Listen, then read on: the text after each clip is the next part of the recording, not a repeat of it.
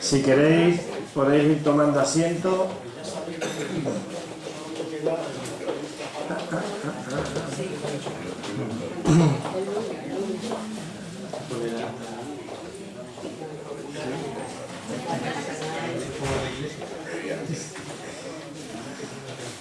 En mi pueblo había un cura que decía cuando empezaba la misa siempre: los de atrás que se sienten adelante, que los primeros bancos están vacíos, no están reservados. Pues acaso se preguntaba. Estamos en familia. Tenéis, no, tienen calidad de poesía. Bueno, vamos a empezar ya, que ya hemos dado tiempo suficiente. Bueno, ya hemos pasado los 5 minutos de cortesía. Buenas tardes y estamos en familia, así es que las presentaciones prácticamente no son necesarias, vosotros casi que os conocéis todos. Mi nombre es José María, vengo en nombre de la editorial Itamar, que este año hemos trabajado con José Luis en este libro de historia, en este caso, titulado Sueños rotos. Nosotros, entre los manuscritos que encontramos, la verdad es que hay mucha variedad, pero encontramos poco manuscrito sobre historia. A mí trabajar con José Luis me gusta mucho porque cada vez que voy a su casa salgo encantado de lo que me cuenta y deseando leer cosas nuevas. Y cuando vendo algún libro en alguna feria o en alguna presentación a la que voy, que suelo llevar un poquito de cada cosa, siempre digo lo mismo, que este tipo de libros de José Luis es para regalarlo con un audiolibro, ¿no? Ahora se lleva mucho todo esto. Y más que leerlo, sería mejor que él te lo contase, porque le pone tanto amor a lo que cuenta que te entusiasma, ¿no? Ahora os va a hablar en profundidad tanto del libro como os lo va a presentar Paco, y yo sé que ellos son buenos amigos, sí. Han trabajado en varias cosas juntos, así es que cuando tú quieras, Sí, Paco. trabajamos en varias cosas juntos y sobre todo estuvimos mucho tiempo juntos en el Instituto Reino Trasí. Supongo que te acordarás todavía de él. Ella ha dejado gratos recuerdos. Bueno, pues voy a decir unas palabras sobre Sueños rotos. Antes de nada, bienvenido a la presentación del que es el último libro por ahora de José Luis, Sueños rotos, muy bien impreso desde luego por la editorial Editamás. Sueños rotos es una obra que continúa las investigaciones de José Luis sobre la guerra civil y la posguerra, tal como nos anticiparon ya títulos como La guerra civil en la provincia de Badajoz, las colonias penitenciarias de Montijo o El contrabando, que escribió en colaboración con su eficaz asesora Ana María Cabezudo. Ahora, en Sueños rotos, el doctor Casalá se centra en el análisis de las denuncias recibidas por la Guardia Civil durante los años de la inmediata posguerra. Denuncias que, como es de suponer, procedían de las conocidas como gentes de orden e iban dirigidas contra los republicanos que por aquellos días, apenas acabada la guerra, se reincorporaban a su vida cotidiana. Llegados a veces de los mismos campos de concentración de donde habían sido liberados por sus oficiales, a sabiendas de que tarde o temprano serían denunciados y detenidos, como así ocurrió y como así expone bien el libro, que recoge esas denuncias que las mismas gentes presentaban y que por tanto ofrecen una panorámica social más cercana a la vida corriente que esa otra versión que dan los consejos de guerra de carácter más militarista.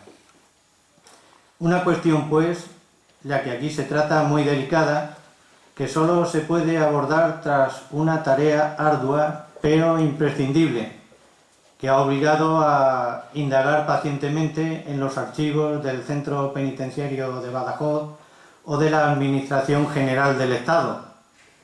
donde existe una documentación muy reservada que hay que desmenuzar de forma ineludible si se quiere llegar hasta el fondo, como hubiera dicho Gabriel Celaya. Ahora, una parte representativa de esa ingente cantidad de datos que resultan para el lector común de muy difícil acceso han sido puestos a disposición de todos, de modo que podemos leer las acusaciones tal cual se presentaron, sin mediación de intermediarios, con lo cual el curioso lector puede interpretar los hechos por sí mismo y en consonancia con su propio parecer. Al disponer de una obra como Sueños Rotos, muy bien organizada, que va pasando de uno a otro municipio con exhaustiva rigidez, con tal de dar a conocer una parcela de nuestra historia, con toda su infinidad de entresijos, de la que apenas se ha hablado, enterrada documentalmente hablando, según palabras del propio autor. Y de ahí que éste, ante la magnitud del desafío que recorre toda su trayectoria, haya sentido desde siempre la apremiante necesidad de expresarse con precisión, constatando en el proceso las propias limitaciones que el lenguaje de las ciencias humanísticas, como todo lenguaje, conlleva. Y así ha podido comprobar que hay franjas de la realidad que no alcanza a explicar totalmente la voz de la historia, sobre todo en lo que concierne a esas franjas de la intrahistoria que hacen referencia a la existencia de millones de seres sin protagonismo, anónimos, una teoría que, como bien he sabido, desarrolló Miguel de Unamuno y que también le ha interesado mucho a José Luis, que en esta línea ha intentado incorporar los hechos con la mayor minuciosidad posible y de manera ilustrativa, en un proyecto que le ha llevado a sobrepasar los márgenes del ensayo y adentrarse en otros géneros literarios, concretamente en la novela histórica, aunque sin dejar de ser nunca historiador, más bien como obra de un científico insatisfecho siempre, deseoso de establecer una corriente de comunicación fluida con el lector, usando para ello todos los recursos lingüísticos a su alcance, y todo con tal de compartir su visión, esa medida colectiva del hombre en cuanto vive en relación de conflicto permanente con los otros, un conflicto con frecuencia de unas dimensiones de violencia, de crueldad extremas.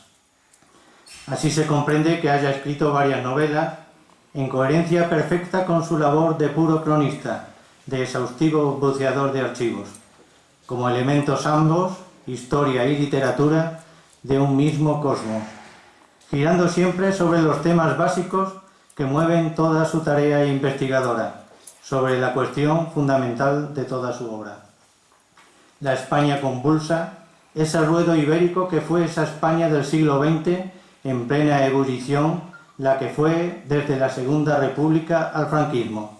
Ese es su territorio, que ha quedado perfectamente reflejado no solo en sus tratados históricos, sino también en narraciones como Sabemos quién mató a Franco, El susurro de la espera o la barroquiana Sinfonía velada. Gracias a tales novelas, Casalá ha podido pulir su mensaje con la riqueza que le proporcionan las maniobras de los personajes, el desarrollo de una acción concreta o la pintura del ambiente. Así, su escritura ha ido adquiriendo relieves nuevos, matices inusitados, a la vez que ha ganado en amenidad, en soltura y sobre todo en capacidad de divulgación. Y es que quizás esta sea la palabra clave al hablar de José Luis. Casalá es ante todo un divulgador, un investigador que se ha propuesto difundir la historia, que ésta salga de los archivos y se establezca en la biblioteca del lector, tal como hace Sueños Rotos. Si bien las fichas de denuncia constituyen el núcleo del trabajo, este nos hace otras ofertas y nos presenta variados documentos que el autor expone con esa fuerte vocación pedagógica que ha tenido siempre. Y así nos encontramos ante atestados, providencias de la Fiscalía, procedimientos sumarísimos, oficios que instruyen saqueos y asaltos, en fin, hallamos informes de lo más variopinto sobre la situación de las comisiones municipales, sobre incautaciones, sobre procesados, informes de los partidos políticos, de la alcaldía, de Falange, declaraciones de encartados, de testigos y hasta espeluznantes relaciones de huidos, detenidos, víctimas y verdugos. Un conjunto documental que daría sin duda materia suficiente para montar a partir de estos sueños rotos más de una interesante trama novelesca. Toda una serie de episodios nacionales que con toda seguridad colmarían las aspiraciones del mismísimo Pérez Galdós. Como don Benito, José Luis, a su modo, da forma a una actitud comprometida, a ese pacto de fidelidad que al parecer ha hecho a toda costa con la historia. Un pacto que, por tanto, va más allá de la escritura concebida como mero entretenimiento, en cuanto que intenta comprender el mundo en toda su complejidad. Hace escritura de compromiso social, ya sea a través de la novela o del ensayo. Esa escritura que se entiende como instrumento necesario, útil, para mejorar el mundo y transformar las conciencias.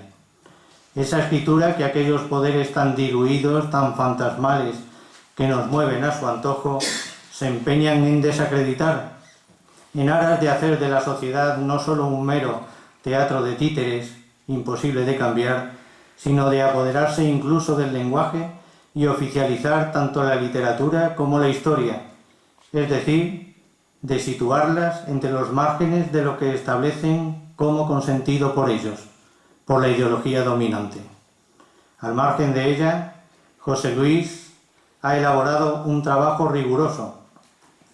Sueños rotos es fruto propio de un intelectual que ejerce como tal, con las dosis de valentía que para hacerlo se necesitan, en unos tiempos en que se observa un alto índice de inhibición de la clase intelectual y un alto grado de sumisión al poder y de comportamientos mercenarios.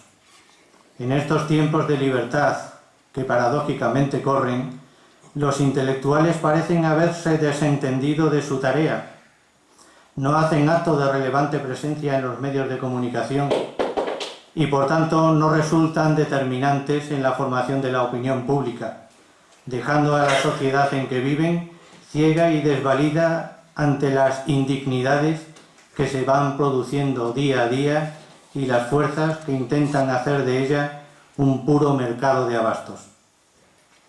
No obstante, por fortuna, todavía nos queda la palabra, la constatación de que todavía hoy hay libros como Sueños rotos que, llevados de su equipaje ético, no se rinden y se atreven a situarnos ante la realidad, por terrible que sea, ante nuestro más inmediato y delirante pasado, que conforme se va descubriendo se va haciendo más y más oscuro, más y más tenebroso.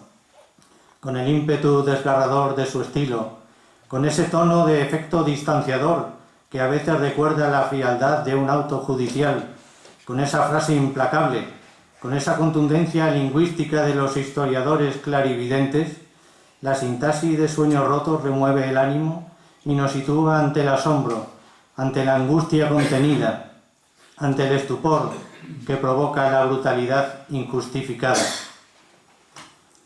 Y leo un texto que de seguro, si no se tratase de un informe oficial en el que se juzga severamente a un hombre, resultaría hasta cómico. Se trata de un informe elaborado por la Comisaría de Investigación y Vigilancia de Badajoz para el fiscal instructor de la causa general seguida en 1941 contra Antonio Villarroel, que fue comisario político. Dice: el citado cabecilla se llama Antonio Villarroel, de unos 41 años de edad, soltero, propietario, hijo de Marcial y Concepción, natural de Alcántara y vecino de esta capital. Hijo de padres propietarios, se crió y educó en buen ambiente, pero al llegar a la mayoría de edad empezó a dilapidar el capital en unión de su padre, quedando reducido aquel al mínimo, viéndosele constantemente alternar con personas de estos ambientes sin dedicarse a nada útil, Posteriormente, por herencia de la muerte de su tío, volvieron ambos a tener capital, que a igual que anteriormente se encargaron de malgastar padre e hijo, hasta perderlo por completo, quedando en la ruina. Entonces el hijo, acostumbrado a derrochar el dinero, no se resigna a ello y orienta sus pasos hacia el socialismo, campo propicio para sus designios de hacerse de dinero para gastar en sus vicios. Total, que según el comisario jefe, por donde salta la cabra, salta la chiva, y si puede más. En fin, da pena. Bueno, esto es tan solo un ejemplo, entre otros muchos que se podrían traer a colación, que devela ese sistema de actuaciones tan despiadado como desconocido, que Sueños Rotos, a veces de forma entreverada, presenta como parte de una realidad más amplia, de esa realidad en términos absolutos que al ser conocida se levanta con todo su significado por encima de las máscaras de la actualidad, espectacular y simple, que lanzada desde los noticiarios la oculta. Frente a ellas, y ya acabo, Sueños Rotos no puede sino dejar una huella imborrable en nuestra sensibilidad, pues, como buen tratado histórico que es, no se agota en el tema y se abre y se proyecta sobre la consideración del presente, sobre las consecuencias que nuestros propios actos de ciudadanos pueden tener sobre el destino inmediato de esta sociedad nuestra y sobre el estado en que vamos a dejarla en herencia y disfrute a nuestros hijos, claro. Muchas gracias. Los dejo ya con quien tengo que dejarlo, claro, con el protagonista. Paco, muchas gracias. Se conoce, se ve claramente que te has leído el libro de pe a pa. Los libros de historia, hasta ahora que he escrito, son más libros, no son libros para leerlos, sino más bien para consultarlos. Porque ya habéis visto a través de las explicaciones que nos ha dado Paco de lo complejo que se presenta el libro, como cualquier libro de historia, creo yo, que es muy variado, es muy complejo en todos sus aspectos, y entonces son libros de consulta. Paco se ve que somos muy amigos, nos queremos los dos mucho, hemos trabajado muchas veces juntos y se ve el esfuerzo que ha hecho en leerse el libro, que se lo he dado además bastante tarde, pero se lo ha leído de pe a pa y nos ha dado una explicación alrededor del libro, no se ha metido dentro del libro, lo cual se lo agradezco porque es la única manera así de poder vender más libros. De todas maneras, muchas gracias, Paco, por el esfuerzo que has hecho. Sabía yo, confiaba yo en ti y sabía que me ibas a responder perfectamente. Le agradezco a todos los que están aquí presentes, el asistir aquí a estos actos, que cada vez se van dando con menos frecuencia, menos asistencia, porque los libros parece que van desapareciendo. Yo cuando cae un libro en mis manos prefiero el libro indudablemente a las tablets y a todas esas historias, porque el libro lo machaco, escribo en los márgenes, tomo muchas anotaciones y el libro ese, pues, en cualquier momento que lo pueda coger, pasados los años, pues sé perfectamente de qué consta el libro y de qué trata el libro. Bueno, empiezo con mi libro y entonces empiezo con la Primera República. La Primera República Española fue creada sin republicanos y entonces duró 11 meses nada más. La Segunda República duró 5 años, pero los políticos se la cargaron, pero descarado, lo hicieron muy mal, ¿eh? Y entonces esto desembocó en el Frente Popular. Hubo una dejación en la autoridad en todos los aspectos, como está ocurriendo actualmente en Barcelona, por ejemplo, y donde todo valía, todo era válido para esta gente. Entonces yo cuando veo las banderas estas republicanas, no he tenido nunca uno cerca de mí, porque le preguntaría con gran satisfacción, decirle, ¿tú sabes cuántas repúblicas ha tenido España? Y le hubiera hecho algunas preguntas. ¿Cuánto duró la primera? ¿Cuánto duró la segunda? En fin, no tenía, seguro que no tiene ni idea. Estos que van con las banderas no tienen ni idea de lo que es una república. Entonces, la república tenían que rehabilitarla y tenían que reestructurarla y hacer un estudio de lo que es una república, porque hemos fracasado los dos casos en que hemos tenido república. Por lo tanto, una república es una cosa muy seria. Yo me considero republicano, porque como historiador he visto el desastre de las monarquías a lo largo de la historia.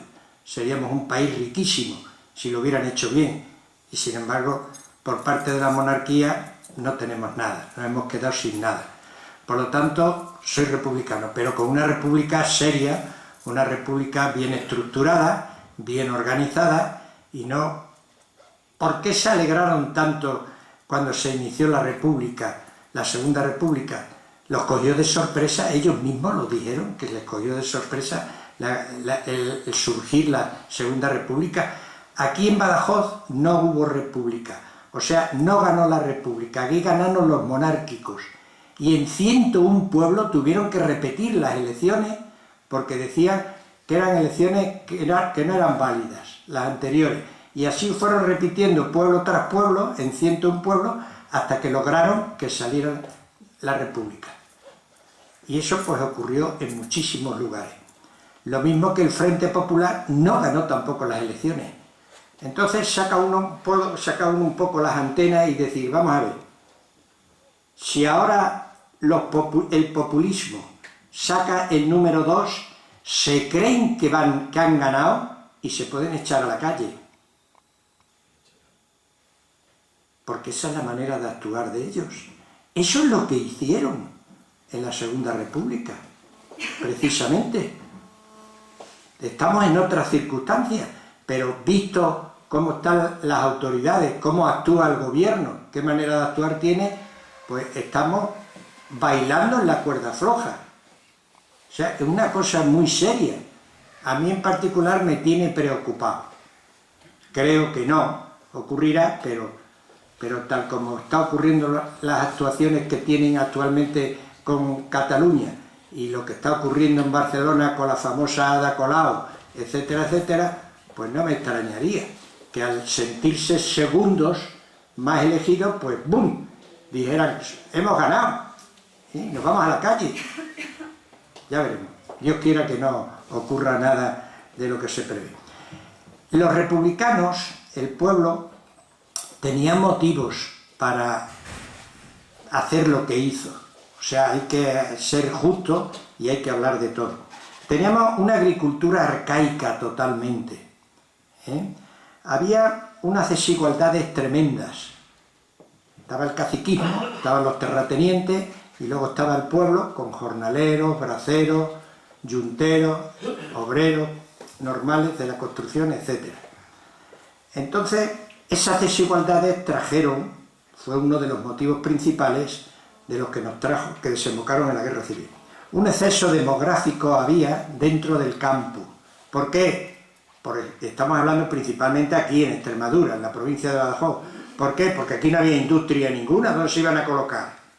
No tenían otra colocación, la única industria que había era la agricultura. Entonces había un exceso demográfico. Había una descapitalización. La mayoría, que lo tengo en el libro de la Segunda República,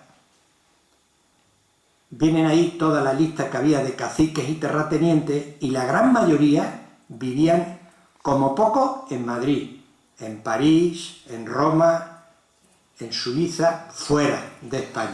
Luego, el capital se lo llevaron, había una descapitalización tremenda dentro de la agricultura, del campo. La productividad, por lo tanto, pues era muy baja. La demanda era también bajísima, la demanda que había de productos.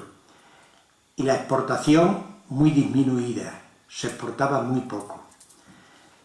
El atraso tecnológico fue otro de los motivos que trajo consigo, precisamente en ese mismo libro de la de la Segunda República, hablo de en los follones que organizaban a la hora de la siega con las máquinas. Las quemaban, las destrozaban. ¿Por qué? Porque les quitaban puestos de trabajo, la máquina. Y eran máquinas que ahora las vemos y nos entrará risa al verlas. Luego estaba el monopolio de los bancos. La banca tenía un monopolio que no había medio de arrancar créditos para nada.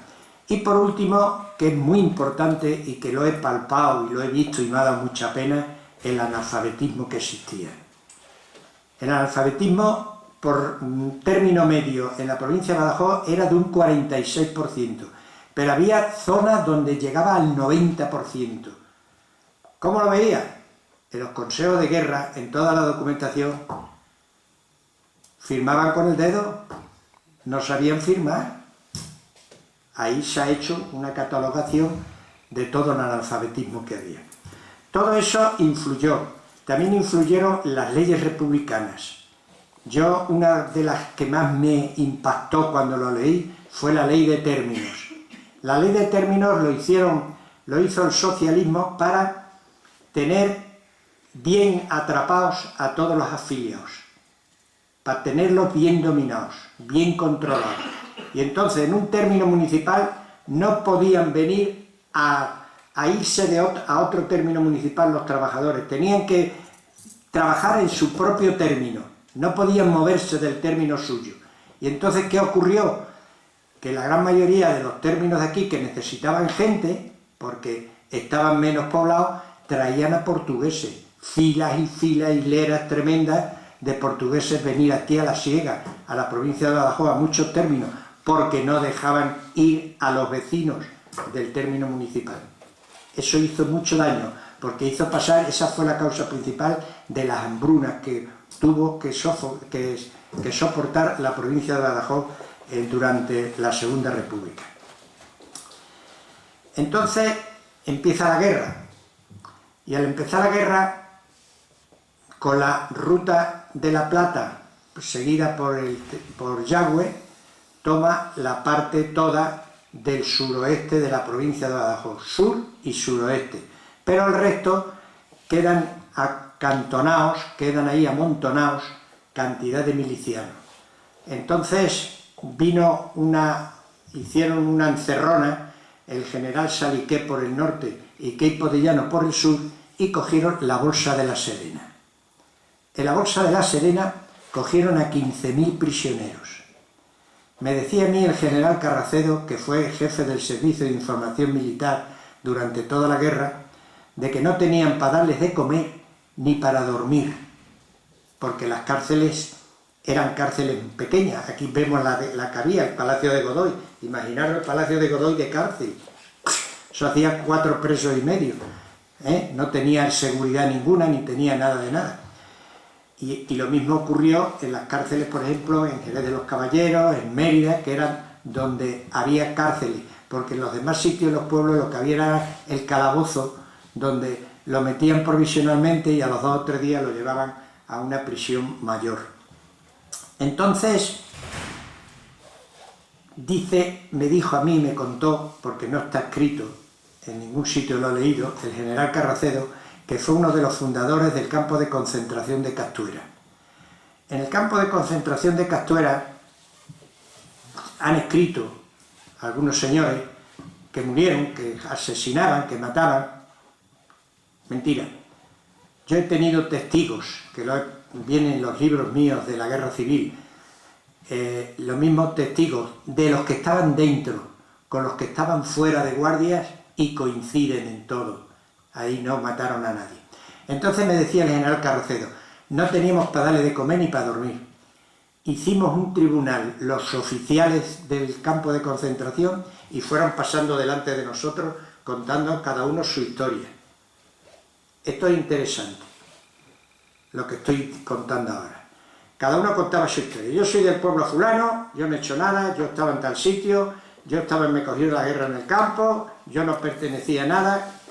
Y decía Carracedo, se fueron tan contentos como que ya estaban liberados, que ya se habían librado de todo y no les pasaba nada. Bueno, Esto es muy importante porque dio lugar a las denuncias.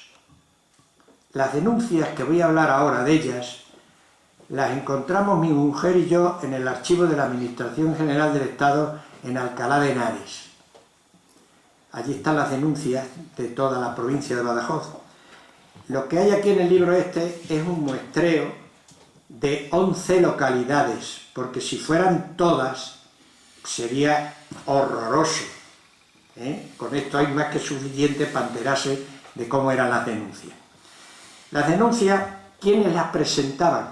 Las presentaba el padre, porque habían matado al hijo, el hijo, porque habían matado al padre, o una hija, o un hermano, o un amigo, o un vecino. Llama la atención que fuera un amigo o un vecino, teniendo hermanos, teniendo hijos, el que había sido fusilado. ¿Por qué? Porque tenían miedo. Tenían un miedo horroroso de hacer una denuncia. Y entonces, cabreado el vecino, ¡bum!, se lanzaba y hacía la denuncia, que era por justicia, tenía que hacerla.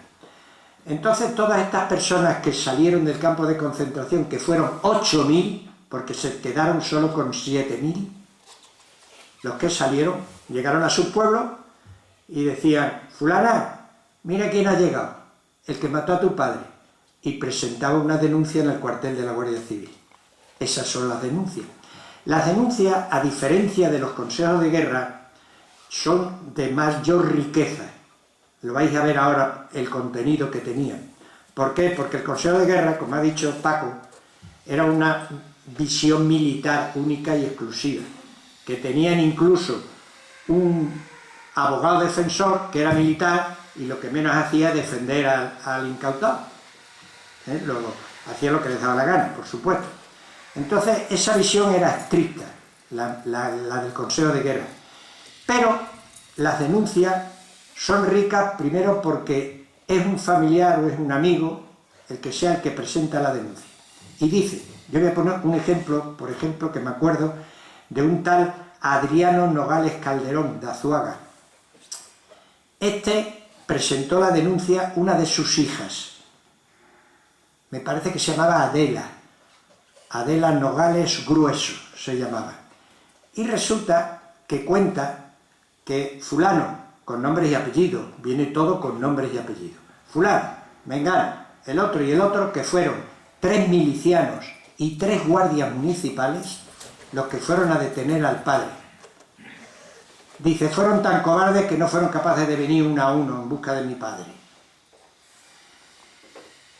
Cuenta después la ficha de esta señora de que lo llevaron a una prisión. La prisión en Azuaga se quedó pequeña y entonces cogieron, se apoderaron de un almacén de abonos. Imaginaros un almacén, una nave, allí no había servicio, allí no había agua, allí no había nada, y en pleno verano.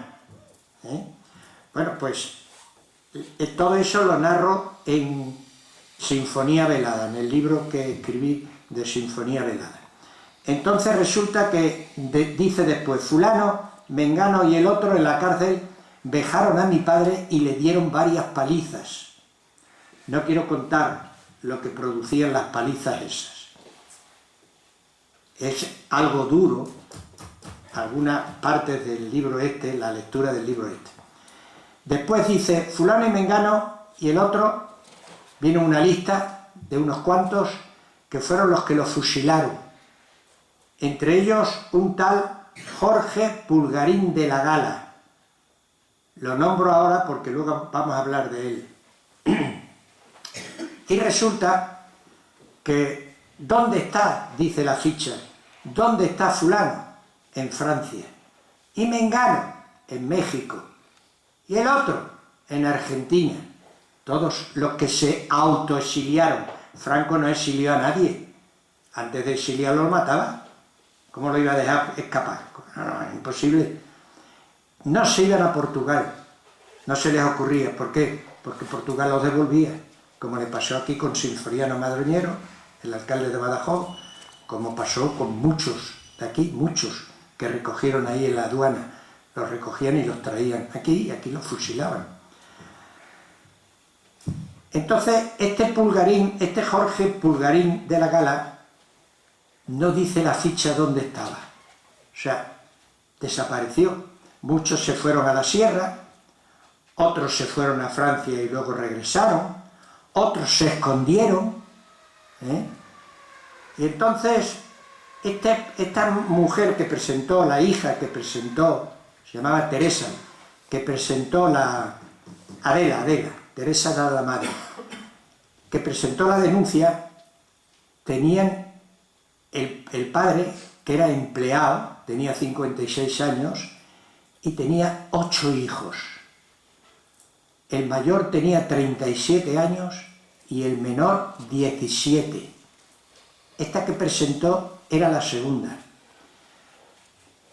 Cuando vinieron en busca del padre, pudieron haberlo defendido, pudieron haber dialogado, pudieron haberlo dado dinero, pudieron haberlo escondido, pudieron haber huido con él. No hicieron nada, no se les ocurrió. Ahí estamos viendo una demostración palpable del miedo que existía. ¿Por qué? Porque los hubieran matado. En cuanto se hubieran opuesto, los más mínimos los hubieran matado. Luego, callados. Y la prueba está de que los varones, tenían las dos primeras, eran hembras, y la última, y el resto eran varones, con 30 y tantos años, 32, 30, 25, pudieron haber hecho frente. No hicieron nada. Ahí estamos viendo el terror que existía en aquella época. Luego, estas fichas son interesantes por eso precisamente. Y entonces, esta ficha, una vez que hacían la denuncia, la Guardia Civil cogía al incautado, al denunciado, lo metía en prisión y le hacían un consejo de guerra. Bien. Dentro de la Guerra Civil Española tenemos que distinguir dos fases muy claras. Una de ellas es los primeros 6 meses de la guerra, o sea, desde julio hasta diciembre. Lo mismo por la parte franquista, que por la parte republicana se hicieron verdaderas barbaridades. Fueron atrocidades.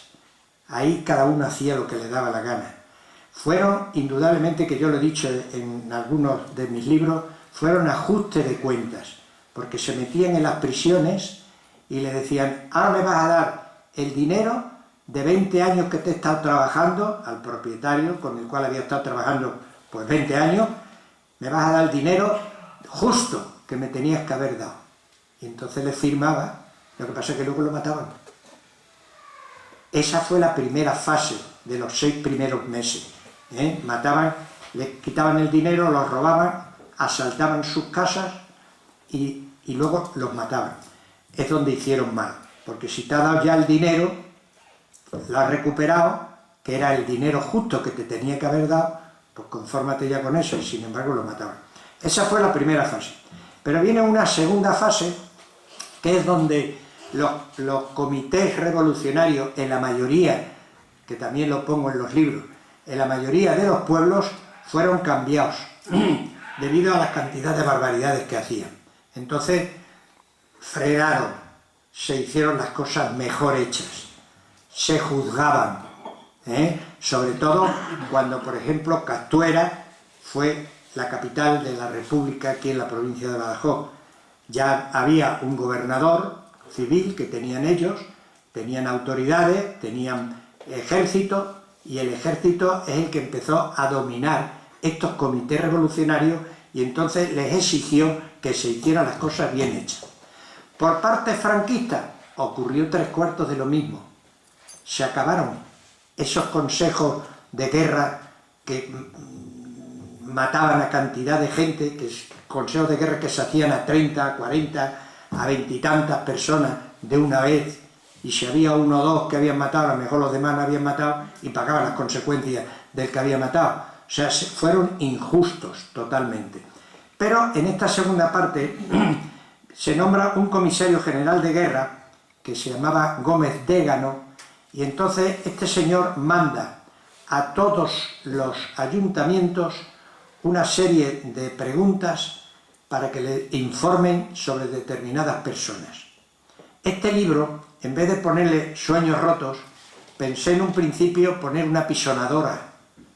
¿Por qué? Porque el franquismo fue actuando, aquí en Badajoz el último fusilado fue en 1949, fue como una pisonadora, fue cogiendo a todo el mundo, lo cogía todo. Hay una nota ahí, una ficha, donde iban 5 o 6 milicianos, que habían sido milicianos, pero nadie lo sabía, con un carro lleno de alambre.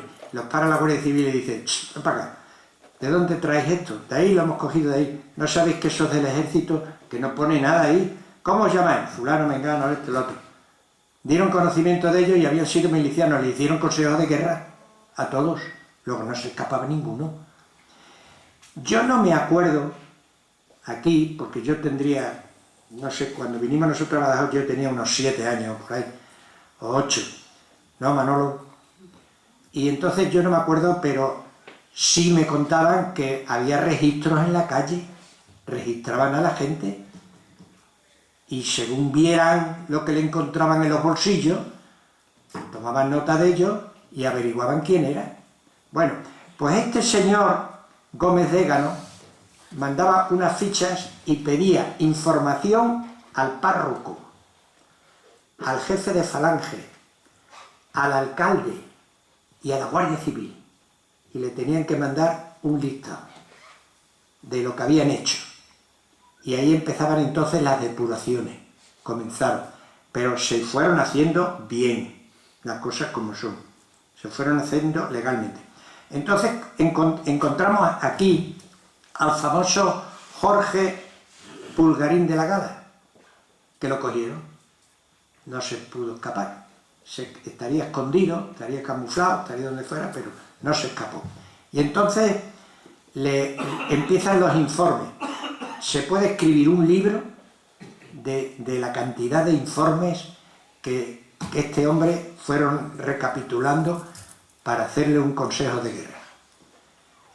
Testigos que decían: este señor sí, efectivamente fue socialista, era guarnicionero y sabía hacer bombas, hizo bombas, pero defendió a los de derecha cuando eran maltratados en la prisión, dice uno de ellos. Otro dice: este señor sí, fue socialista, fue miliciano, pero salvó a muchos de derecha que fueron fusilados. O sea que se admitieron testigos. Luego, la vuelta que pega la primera fase de la segunda fase que estoy yo comentando ahora fue fabulosa, fue tremenda el cambio que pegó, porque se fueron haciendo las cosas de manera más legal, admitiendo personas que podían decir: bueno, si yo lo hago a favor de este señor, me pueden a mí también meter mano. Y sin embargo, ya no había ese miedo y ya tuvo sus testigos a favor y sus testigos en contra. Eso fue lo que hizo. Este Pulgarín de la Gala tuvo muchos a favor, tuvo muchos en contra, pero el Consejo de Guerra leemos de que nombró a 21 personas en una lista para que fueran fusilados y efectivamente fueron fusilados.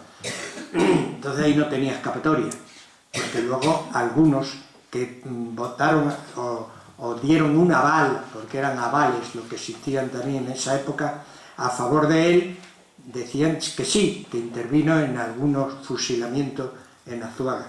Pues Azuaga fue horroroso lo que ocurrió allí. Bueno, en el aspecto por parte de las milicias republicanas también hubo cosas bien hechas, no solo en Consejo de Guerra, sino también, por ejemplo, en Malpartida de la Serena había una sociedad, Unión Obrera se llamaba, que encargó al secretario de la sociedad que averiguara una lista tremenda de personas que habían trabajado durante el bienio radical cedista, que no les habían pagado el sueldo debido ni horas extraordinarias, y lo recuperaron. O sea, pudieron haber ido por las malas a recuperar ese dinero, porque los propietarios uno de los defectos que tuvo la Segunda República, sobre todo en la fase final radical cedista, fue de que hacían unos contratos con los propietarios y los propietarios no cumplían con ellos ni de nada, absolutamente para nada. Pero fue una manera de ir recuperando todo esto en el frenazo que pegaron en estos aspectos. Bueno, si alguien me quiere hacer alguna pregunta, con mucho gusto le puedo contestar, porque nos vamos pasando, que creo que hay fútbol ahora a las 9.